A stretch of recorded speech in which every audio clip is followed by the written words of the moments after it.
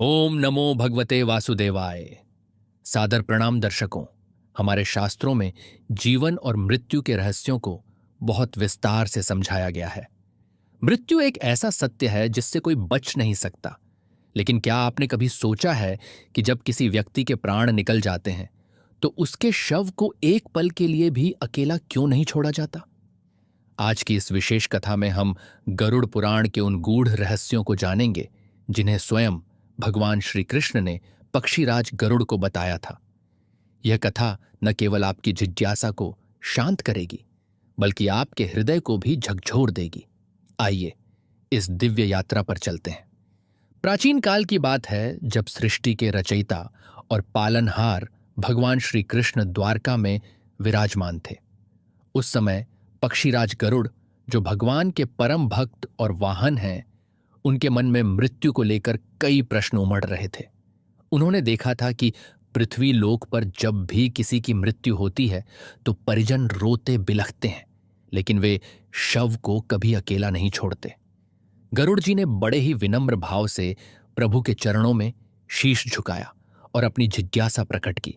गरुड़ जी ने पूछा, हे माधव, हे जगत के पालनहार, मृत्यु के पश्चात यह शरीर मात्र मिट्टी हो जाता है, फिर भी मनुष्य इसे घेर कर क्यों बैठा रहता है?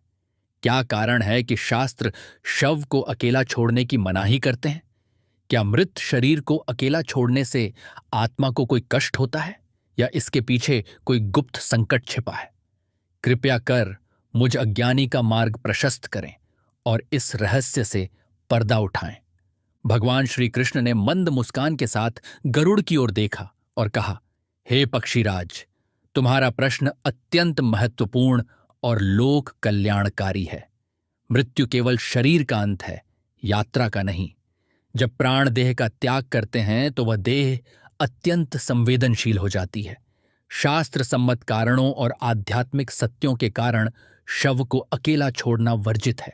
इसके पीछे कई दैवीय और असुरी शक्तियां कार्य करती हैं जिनके बारे में संसार को जानना आवश्यक है।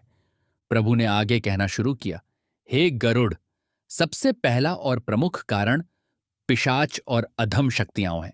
जैसे ही प्राण वायु शरीर से बाहर निकलती है, वह देह निर्जीव होकर भी कुछ समय तक सूक्ष्म ऊर्जा से जुड़ी रहती है। ब्रह्मांड में विचरण करने वाली नकारात्मक शक्तियां और दुष्ट आत्माएं हमेशा एक खाली घर की तलाश में रहती हैं।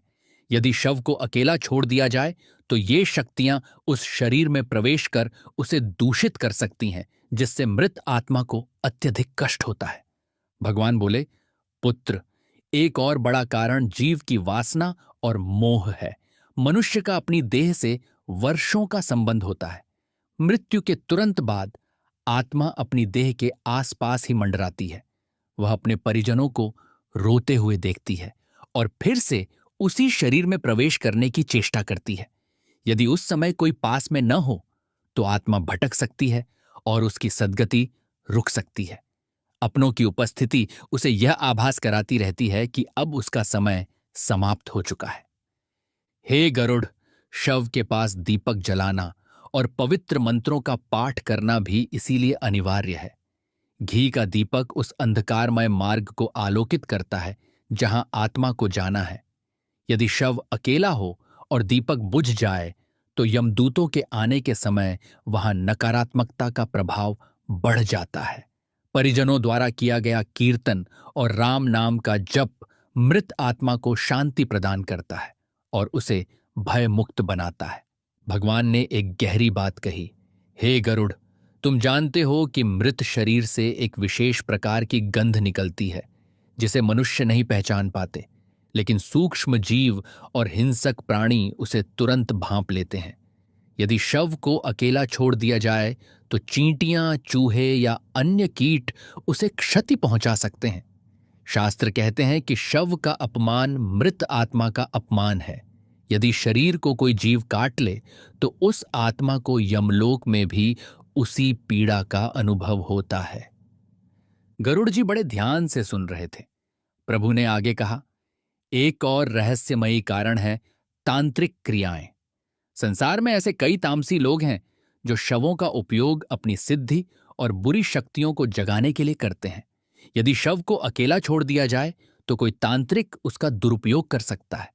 इससे न केवल उस आत्मा की मुक्ति बाधित होती है, बल्कि वह आत्मा युगों युगों तक उस तांत्रिक के वश में रहकर कष्ट भोगने को विवश हो जाती है। भगवान श्री कृष्ण ने गरुड़ को समझाते हुए कहा, हे पक्षीराज, मृत्यु के बाद का समय सूतक का होता है। इस दौरान परिवार के लोग ईश्वर के नाम का सहारा लेते हैं। शव के पास बैठकर लोग जब पवित्र धर्म ग्रंथों का पाठ करते हैं तो वहां एक सुरक्षा कवच निर्मित हो जाता है। यह कवच प्रेत योनि की बाधाओं को रोकता है। यदि कोई अकेला शव हो तो वहां यमराज के दूतों के अतिरिक्त यम की भयानक छायाएं भी मंडराने लगती हैं, जो शुभ नहीं मानी जाती। हे माधव, गरुड़ जी ने पूछा, क्या शव को अकेला छोड़ने से आत्मा प्रेत बन जाती है? श्री कृष्ण बोले, हां गरुड़, यदि अंतिम संस्कार के नियमों में त्रुटि हो या शव को लावारिस की तरह छोड़ दिया जाए तो वह आत्मा अतृप्त रह जाती है। ऐसी आत्माएं प्रेत योनि में चली जाती हैं और अपने ही परिवार के लिए कष्टकारी सिद्ध होती हैं।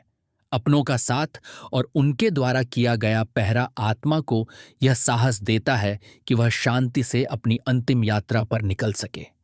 भगवान ने आगे एक हृदय विदारक सत्य बताया, पुत्र, कभी कभी मृत्यु के बाद भी शरीर में कुछ सूक्ष्म गतिविधियां शेष रहती हैं।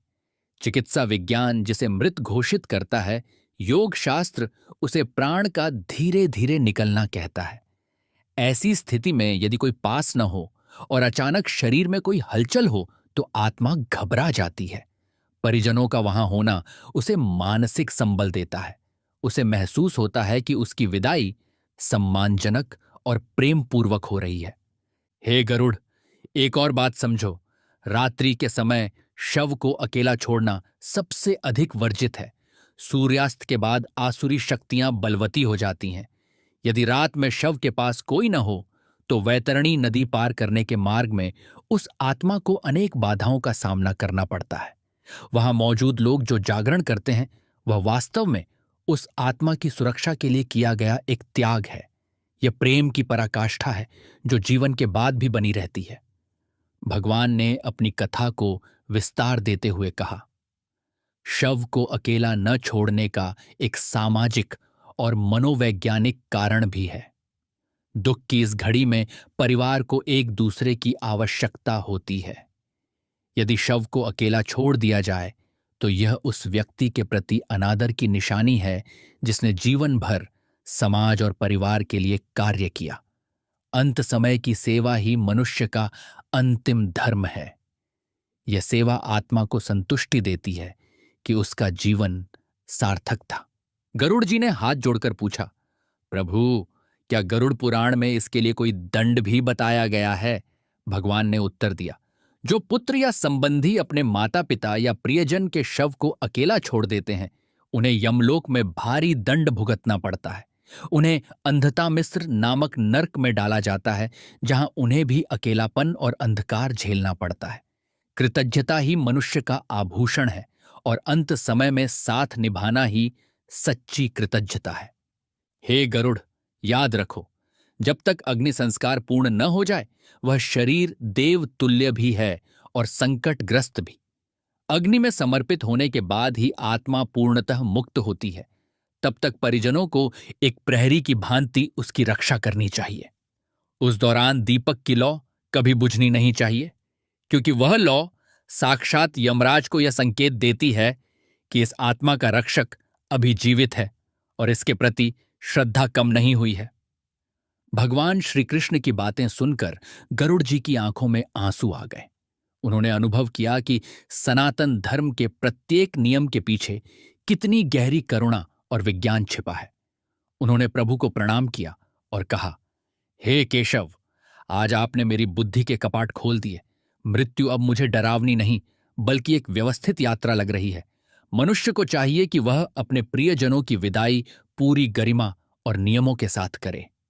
प्रभु ने अंत में कहा, हे गरुड़, जो मनुष्य इस कथा को सुनता है या दूसरों को सुनाता है, उसे मृत्यु के भय से मुक्ति मिलती है। उसे यह ज्ञान प्राप्त होता है कि देह नश्वर है पर धर्म शाश्वत है। मृत्यु के बाद शव की रक्षा करना वास्तव में मानवता की रक्षा करना है। यह संस्कार ही मनुष्य को पशुओं से अलग बनाता है। जो इन नियमों का पालन करते हैं, उनके पितृ सदैव उन पर अपनी कृपा दृष्टि बनाए रखते हैं। इस प्रकार भगवान श्री कृष्ण ने मृत्यु के उन अनछुए पहलुओं को उजागर किया, जो आज भी हमारे समाज में रीति रिवाजों के रूप में जीवित हैं। यह कथा हमें सिखाती है कि विदाई चाहे कितनी भी दुखद क्यों न हो, उसे सम्मान और प्रेम के साथ संपन्न करना चाहिए, क्योंकि शरीर मिट सकता है, लेकिन उस आत्मा के प्रति हमारा स्नेह और उसके सम्मान की रक्षा करना हमारा परम कर्तव्य है। प्रिय दर्शकों, गरुड़ पुराण की यह कथा हमें जीवन और मृत्यु के बीच की उस सूक्ष्म मर्यादा को समझाती है, जिसे हमारे पूर्वजों ने बड़े जतन से सहेजा है। आशा है कि आपको यह जानकारी और कथा प्रेरणादायक लगी होगी। यदि आप चाहते हैं कि हम ऐसे ही पौराणिक रहस्यों पर और भी कथाएं लेकर आएं, तो हमें कमेंट्स में जरूर बताएं। इस वीडियो को लाइक करें, अपने मित्रों और परिवार के साथ शेयर करें, ताकि यह ज्ञान हर किसी तक पहुंच सके। और हाँ, हमारे चैनल को सब्सक्राइब करना न भूलें, ताकि आप अगली दिव्य कथा को मिस न करें। मिलते हैं अगले वीडियो में। तब तक के लिए जय श्री कृष्ण। हर हर महादेव।